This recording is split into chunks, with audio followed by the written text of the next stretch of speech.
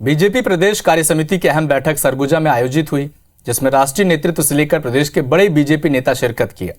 इस बैठक में कार्यकर्ताओं को आगामी कार्य योजना के निर्देश तो दिए ही जा रहे हैं, साथ ही किस तरह से आगामी दिनों में कार्यकर्ता सरकार के खिलाफ आवाज बुलंद कर सकें, इस पर भी बात हुई। बैठक में पहुंचे बीजेपी के दिग्गज नेताओं से बात की हमारे संवाददाता ने। बैठक जो है वो सरगुजा में आयोजित हो रही है और जो तमाम जो भाजपा के बड़े नेता हैं वो यहाँ पर मौजूद हैं। पूर्व मुख्यमंत्री डॉक्टर रमन सिंह जी हैं, उनसे बातचीत करने की कोशिश करते हैं। सर, प्रदेश कार्य समिति की बहुत महत्वपूर्ण बैठक सरगुजा में किस तरह की बैठक हुई, किस तरह के निर्देश जारी किए गए? बैठक चल रही है और बैठक में भारतीय जनता पार्टी को आगे 2023 में पूर्ण बहुमत की सरकार बनाना है। उसके लिए कार्य योजना भी है, कार्यक्रम भी है। उसका क्रियान्वयन के लिए समयबद्ध जो कार्य रूपरेखा तय हुई है उस पर ज़्यादा चर्चा हो रही है। कांग्रेस का कहना है कि लगातार जो है कवायद कर रही है भाजपा पर, उसका कोई असर यहाँ पर दिखने को वाला नहीं है। भारतीय जनता पार्टी के नीचे स्तर के कार्यकर्ता तैयार हैं और जितना करप्शन कांग्रेस के इस 4.5 साल में हुआ है उतना ही मुद्दे काफ़ी हमारे लिए हैं जिसमें सरकार को बदल देंगे। कार्यकर्ताओं को रिचार्ज करने की आवश्यकता है, क्योंकि पिछली बार जो विधानसभा चुनाव हुए थे कार्यकर्ता बेहद नाराज दिख रहे हैं। नहीं, कार्यकर्ता आज सरकार के प्रति नाराजगी है। 4.5 साल में जितना प्रताड़ित किया भूपेश बघेल ने, आम आदमी आदिवासी भी परेशान है, किसान भी परेशान है, मजदूर भी परेशान है और विशेष रूप से भारतीय जनता पार्टी कार्यकर्ता प्रताड़ित है। तो सब मिलकर संघर्ष की स्थिति रहेगी। सरगुजा में सर 14 सीटें हैं, भाजपा को एक भी नहीं मिल सकी। इस बार किस तरह की तैयारी में? 14 की तैयारी कर रहे हैं। तो ये थे पूर्व मुख्यमंत्री डॉक्टर रमन सिंह जी, जिनका साफ तौर पर कहना था कि न सिर्फ सरगुजा बल्कि प्रदेश में जो 2023 के जो चुनाव होने वाले हैं उसमें भाजपा पूर्ण बहुमत के साथ सरकार बनाएगी और उसमें सबसे अहम भूमिका जो होगी वो कार्यकर्ताओं की होगी। ऐसे में देखना होगा कि प्रदेश कार्य समिति की जो बैठक हो रही है उसका कितना असर आने वाले वक्त में दिखता है। कैमरामैन दीपक गुप्ता के साथ अभिषेक सोनी, IBC 24, अंबिकापुर। भाजपा प्रदेश कार्य समिति की बैठक अंबिकापुर में आयोजित हो रही है और इसको लीड एक तरह से जो नेतृत्व कर रही हैं सरगुजा में वो है सरगुजा सांसद रेणुका सिंह जी, जो हमारे साथ मौजूद हैं। अभी जो बैठक हुई पदाधिकारियों के किस तरह के निर्देश दिए गए और कार्यकर्ताओं को रिचार्ज करने के लिए किस तरह की तैयार है भाजपा? भारतीय जनता पार्टी की प्रदेश कार्य समिति एक रूटीन बैठक है। इसमें हमारे राजनीतिक राष्ट्रीय एजेंडे होते हैं, प्रादेशिक एजेंडे होते हैं। उस पर जिले वाइज भारतीय जनता पार्टी के जिलाध्यक्षों से जानकारी ली गई कि आपको पिछले कार्य समिति में जो निर्देश दिए गए थे उसमें आपने क्या क्या किया। और पदाधिकारियों की बैठक में आने वाले 2023 और 24 के लिए भी एक रोड मैप तैयार हुआ है, रणनीति बनाई गई है और उस पर अभी हमारे कार्यकर्ता बूथ स्तर पर जाकर उसको अमल में लेकर आएंगे। एक तरह से आगाज कहा जा सकता है कि 2023 जिस तरह से चुनावी साल है, भाजपा ने आज आगाज कर दिया है, चुनाव की रणभेरी बजा दी। हाँ, ये 2023 की आगाज है और जब छत्तीसगढ़ निर्माण के बाद 2003 में भी यहीं से आगाज हुई थी और हमने 8 में से 7 विधानसभा क्षेत्र जीता था।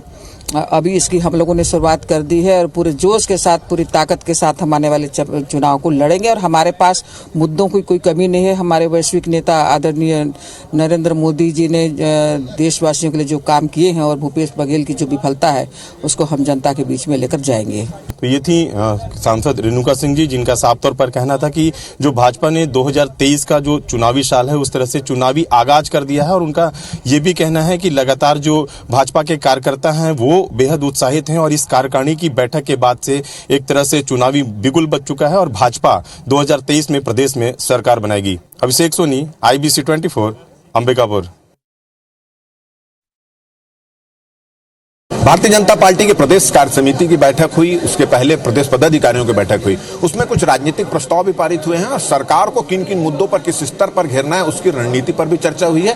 कल कार्य समिति की बैठक पे इसमें और अंतिम रूप दिया जाएगा। हमारे साथ प्रदेश के प्रमुख प्रवक्ता और वरिष्ठ विधायक अजय चंद्राकर यहाँ पर मौजूद हैं। किन किन मुद्दों पर चर्चा हुई, क्या अभी प्रस्ताव राजनीतिक प्रस्ताव? पहले सत्र में राजनीतिक प्रस्ताव आ रहा है, एक सोशियो इकोनॉमिक प्रस्ताव आएगा, G20 पर एक प्रस्ताव आएगा, उसका अनुमोदन हुआ।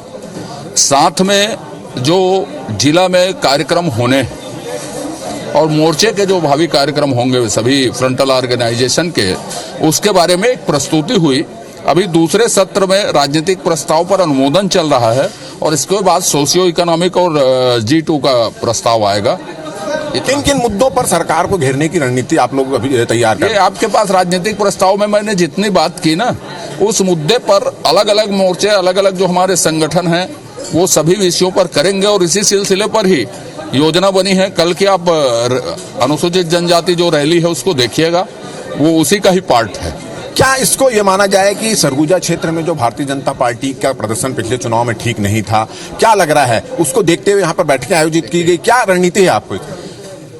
पूरे राष्ट्रीय स्तर पर यह तय हुआ है कि राष्ट्रीय कार्यकारिणी अलग अलग प्रदेशों में हो, प्रदेश की कार्य समिति अलग अलग जिलों में है, जिला की बैठक अलग अलग मंडल में हो, मंडल की बैठक अलग अलग गांव में है। यह राष्ट्रीय स्तर पर ही हमने तय किया। इसका चुनाव से कोई संबंध नहीं है और हमेशा इसी होगा। आरक्षण को लेकर फिर से कांग्रेस थोड़ा आक्रामक हो गई है, कह रहे हैं कि आप लोग आदिवासियों के साथ छल कर रहे हो, गंभीरता से प्रयास नहीं कर रहे। ऐसा है, भूपेश बघेल जी हठधर्मिता के प्रतीक हैं और हठधर्मिता में ही महाभारत हुआ था। अब वो महाभारत के लिए तैयार हो जाए, आरोप आरोप को छोड़ें। वो क्यों 76% ला रहे हैं इसको बता देते तो हम लोग समर्थन करते। इंदिरा साहनी वाले प्रकरण में भी मुक्ति मिल जाती है बताने से।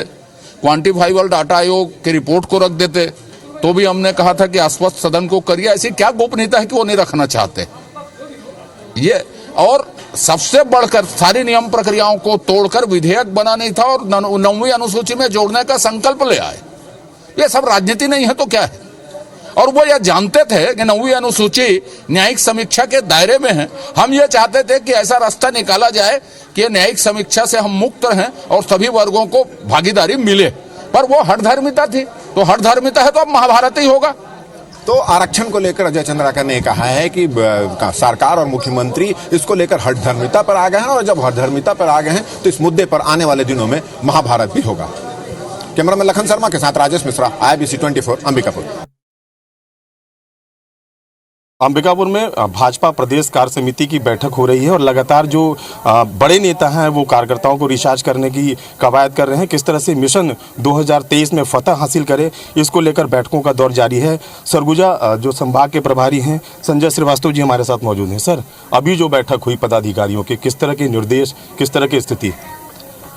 देखिए, प्रदेश पदाधिकारी की बैठक में जो अभी कार्य समिति प्रारंभ होने वाली है उसके लिए हम सब लोगों ने कुछ विषयों को तैयार किया है। कुछ राजनीतिक प्रस्ताव जिसमें हमारी केंद्र सरकार की उपलब्धि है, भूपेश बघेल सरकार की जो निष्क्रियता है और जो निकम्मापन है, जो उनकी असफलताएं हैं, उस पर चर्चा हुई है। और निश्चित रूप से वर्ष 2023 से इस वर्ष चुनाव भी होने, विधानसभा के चुनाव होने हैं। मुद्दों का अभाव नहीं, इतने ज्यादा मुद्दे सरकार के खिलाफ में है। उसमें हमारी रणनीति क्या होनी चाहिए, हम किस तरीके से सरकार को पर्दाफाश करें। जिस तरीके से भूपेश बघेल की सरकार ने वादा खिलाफी किया, इन मुद्दों पर आज बृहद रूप से चर्चा हुई है। और साथ ही साथ प्रदेश पदाधिकारी की बैठक में हमारी संगठन की जो हमारी मजबूती है, नीचे स्तर तक, शक्ति केंद्र से लेकर बूथ स्तर तक, जो हमारी इकाई जो चुनावों में जाकर बूथ तक लड़ती है, इसकी सक्रियता, इसको और किस तरीके से मजबूत करें, इन विषयों पर आज यहाँ पर चर्चा हुई है। बड़े उत्साह के साथ ये बैठक हुई है। हमें पूरा विश्वास है कि जिस तरीके से मुद्दे लगातार आ रहे हैं, निश्चित रूप से हमारे सामने 100% संभावना है कि इस प्रदेश के अंदर में हम सरकार बना सकते हैं। जो बैठक हुई है उसके बेहद कारगर परिणाम आएंगे और जो प्रदेश में सरकार बनने वाली है उसमें सरगुजा का बेहद अहम योगदान होगा। कैमरामैन दीपक गुप्ता के साथ अभिषेक सोनी, IBC 24, अंबिकापुर।